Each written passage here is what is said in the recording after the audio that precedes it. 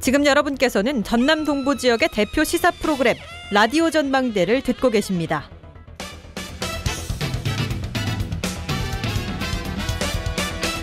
(2018년 4월 6일) 오후 서울중앙지방법원 형사합의 22부 김세윤 부장판사는 박근혜 전 대통령에 대해 징역 24년, 벌금 180억 원을 선고했습니다. 지난해 3월 10일 헌법재판소의 결정으로 파면된 지 393일 만의 일인데요. 피고인 박근혜는 재판부를 불신한다는 의사를 밝히면서 지난 10월부터 재판에 출석하지 않았고 오늘도 건강상의 이유를 들어 출석하지 않았습니다. 피고인 박근혜에게 적용된 혐의와 죄명, 그리고 오늘 재판부의 판단에 대해서 강성민 변호사와 함께 살펴보겠습니다. 안녕하십니까?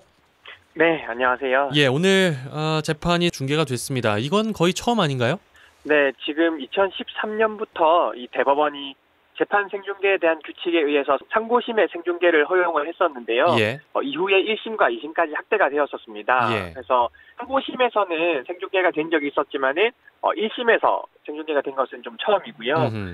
이 박 전 대통령은 서면으로 이 재판 생중계를 일부 제한해달라고 가처분 신청을 했었는데 그랬죠. 재판부가 공공의 이익 등 여러 사정을 고려해서 중계방송을 허가하기로 했다라고 해서 이 피고인의 가처분 신청을 각하했고 1심 선고 재판을 생중계하기로 결정을 했습니다. 예. 일각에서는 이 재판 과정을 공개하는 것을 두고 인민재판 아니냐 이런 목소리도 있었어요. 네, 우리나라 헌법에서는 이 재판의 심리와 판결은 공개한다고 명시적으로 규정이 되어 있습니다. 예. 이 헌법의 취지는 재판이 공개하고 투명하게 진행되어야 된다라는 것인데 이제 그렇기 때문에 재판 선고 과정 자체가 공개되는 것은 사실은 헌법의 취지에는 부합을 하는 것입니다. 네. 그리고 재판부가 밝힌 것처럼 이 국민의 알 권리 측면이 박근혜 전 대통령의 재판 선고 과정을 생중계하고 싶지 않은 사적인 이유보다 이 공공의 이익이 더 인정된다는 부분에서도 공개 결정을 한 것인데요. 예. 그리고 이제 전 대통령이라는 측면에서 선고를 공개하는 것이 국민들이 또 사법부를 더 신뢰할 수 있는 그런 계기가 된다는 것도 함께 생각을 한 것 같습니다. 예. 18개 혐의 중에 16개가 유죄로 인정이 됐어요. 네, 혐의 총 18개 중에 16개가 유죄로 선고가 되었습니다. 예. 직권남용 권리행사 방해, 강요죄, 특가법 위반 뇌물죄, 공무상 비밀누설죄 등이 주요한 제목이었습니다. 예, 하나씩 좀 짚어볼까요? 네, 방금 말씀드린 것들 중에서 이 기업들에 대한 직권남용 권리행사 방해죄 그리고 이 강요죄 혐의들을 먼저 좀 보면은요. 이 현대차 그룹에 대해서는 KD 코퍼레이션 납품 그리고 이 플레이그라운드 광고 수주 부분 그리고 롯데그룹 관련해서는 K스포츠 70억 추가로 출연하도록 한 부분, 예.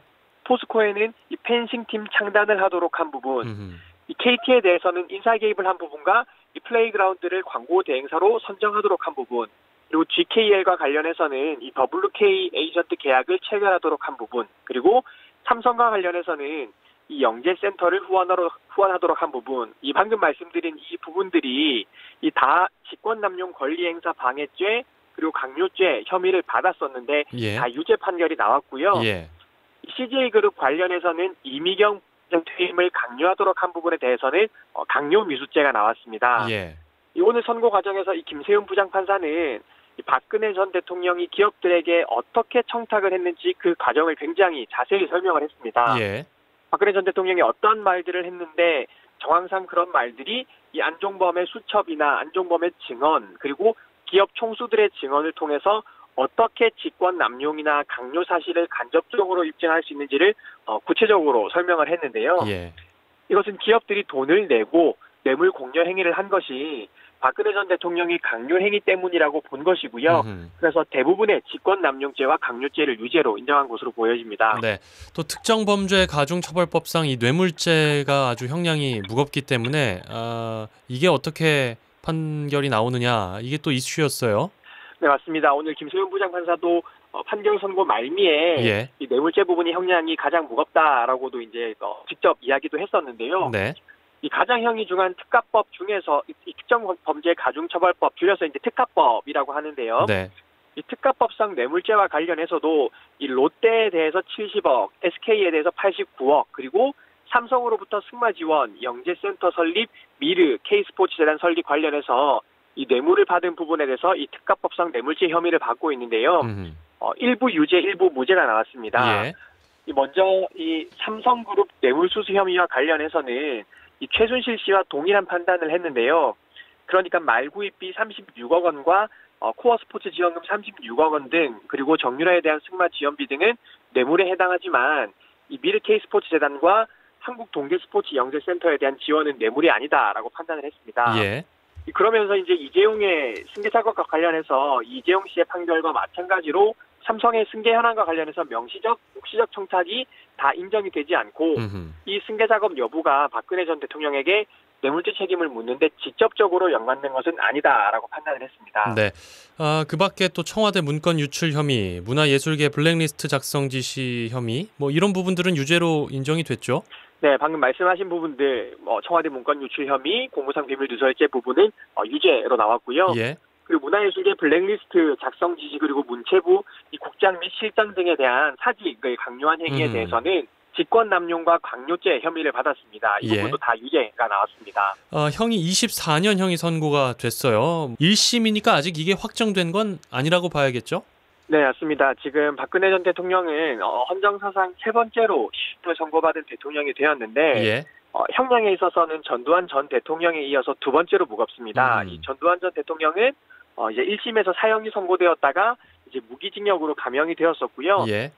노태우 전 대통령은 22년 6개월에서 17년으로 최종적으로 이제 확정이 되었기 때문에 지금 박근혜 전 대통령은 전두환 전 대통령 다음으로 무거운 형량을 받았습니다. 예. 피고인은 1심에 불복할 경우에 이 일주일 안에 항소를 할 수 있는데요. 예. 이 항소심에서 또 감경될 가능성이 있기 때문에 최종적인 형량은 아마 더 낮아질 수도 있을 것 같습니다. 네, 아마 항소할 것으로 예상이 되고 이게 또 최순실 씨 재판과 비교를 할 수밖에 없는데 최순실 씨에게는 20년형이 선고가 돼서 아마 박근혜 전 대통령에게는 25년 정도 그 이상이 선고되지 않을까 이렇게 예상하는 분들이 많았거든요. 이 부분 강 변호사님 어떻게 보세요?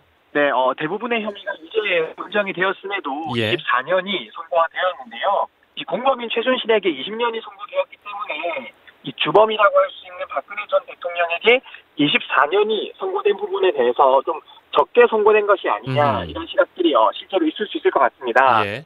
그렇지만 실제로 뇌물죄에서 이 중요한 부분 중에 하나가 이 자신이 실제로 이익을 얻었느냐라는 부분인데요. 네.